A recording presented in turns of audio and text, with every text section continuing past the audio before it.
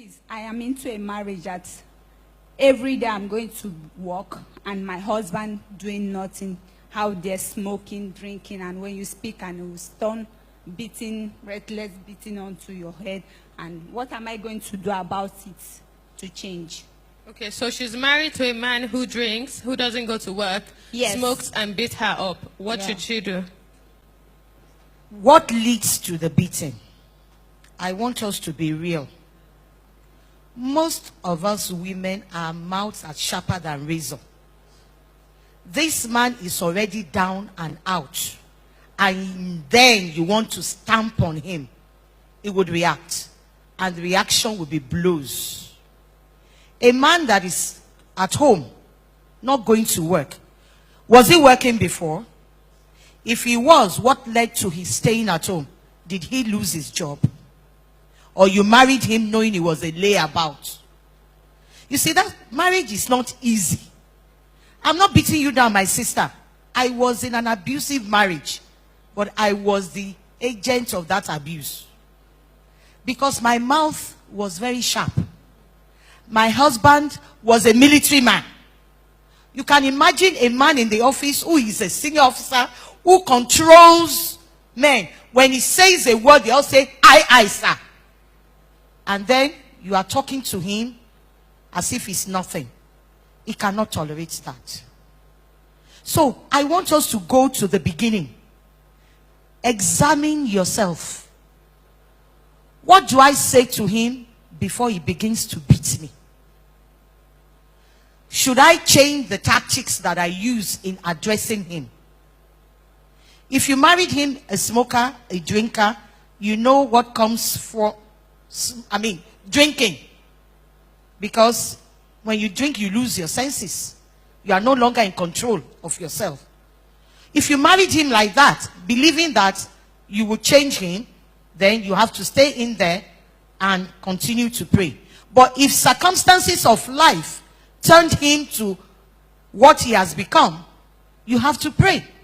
And then avoid situations that would aggravate him. And then you pick up your cross and pray. There is nothing prayer cannot change. But you have to pay the price. It's not automatic. You can't go to work and cook for him, or you refuse to cook for him, or when you cook and he's eating, you are telling him you sat down there the whole day, you didn't do anything. Now you are eating. See your mouth so you can eat. How much money did you bring for you to eat? Oh, you want to eat pala, you want to eat fresh fish. When your money can't buy okweko, and you expect that man to keep quiet. Sometimes we are the architects of our problem in these marriages. But like my sister said, if that is not the situation, you have examined yourself. And in all honesty, you found out that you have not in any way made this man to beat you. And the beating is getting to a dangerous level. You need to step out of that marriage for a season.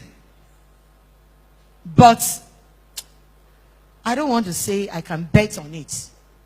If you find yourself in that situation as women, we will not be the lamb. We are likely to have overstepped our bounds by the kind of abuse we will rain on that man's head. So we really need to temper our mouths. We really need to humble ourselves. Because you are the provider today. You don't know tomorrow. That big job that is fetching you so much money, you are big madam at your place of work. What happens if you are retrenched and you have to sit at home? And then the Lord picks that man up, raises him up, and sets him amongst kings. What do you do? So basically, I would say the woman has a lot of work to do. And that is humble yourself and become a prayer warrior. Because there is nothing God cannot do. And I want every woman who has the opportunity to go and watch this movie, The War Room. When you watch that movie, you see the power of mentoring. An older woman mentoring a younger woman to be the best. That is what we should be doing here. The older ones, the ones who have experienced life. Let us mentor the younger ones so that you don't go into marriage believing it's a bed of roses. We all get carried away with the landmark, with the sugar band and everything, the 6-year cake, and you want to dance ada, and you think from then on it is bliss. It is not. It's a lot of work. For your marriage to work, you must be committed that you are in it to win it, and nothing is going to shake you. Tempests will come, problems will come in various forms, but you must be determined that I'm not getting out of here. I'm going to work at it. And the only way you can work at it is if you partner with the Holy Spirit with a lot of prayer and fasting. Praise the Lord. Okay, so we'll have our last comment come from Pastor Shola David Bora. I think Pastor Roti really made the point I was going to make, about just making sure you're not the one that is making the situation worse. Too many times we're trying to help the Holy Spirit. And the point I made earlier about who are your eyes on?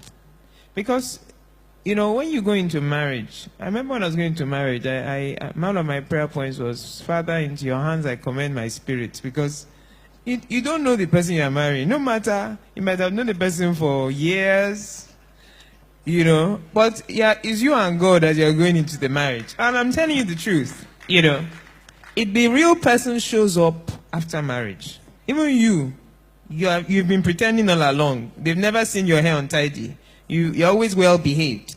The real you shows up after the marriage, And it's so important that, one, our eyes are on the Lord for all our needs, honestly. I remember listening to an interview that Michelle Obama had. I just stumbled on it on CNN. And she was talking about how her marriage was getting very rocky.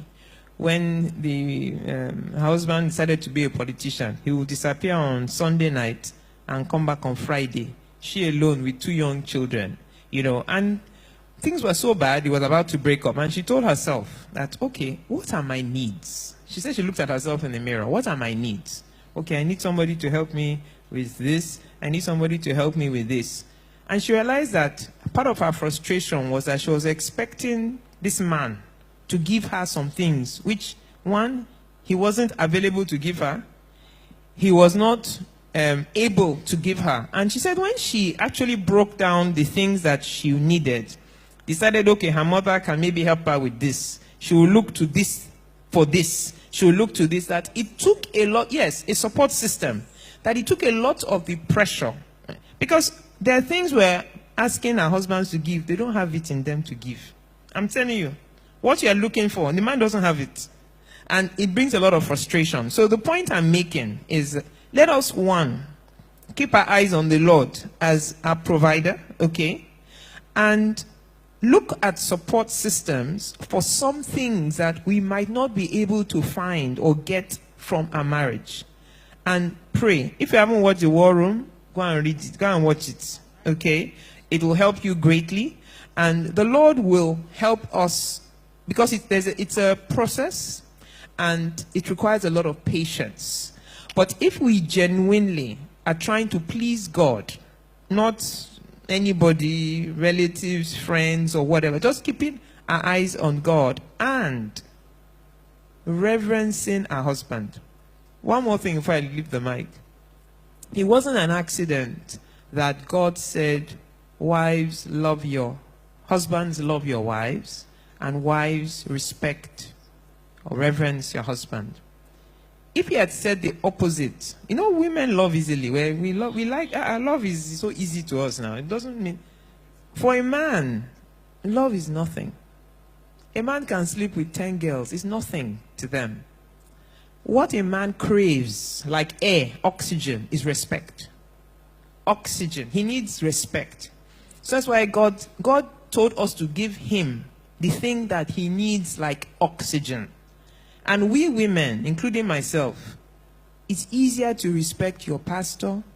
It's easier to respect your boss. It's easier to respect every man but your husband. And we're doing the exact opposite of what God expects us to do. Try respect. You'll be amazed at the results. Praise the name of the Lord. Hallelujah.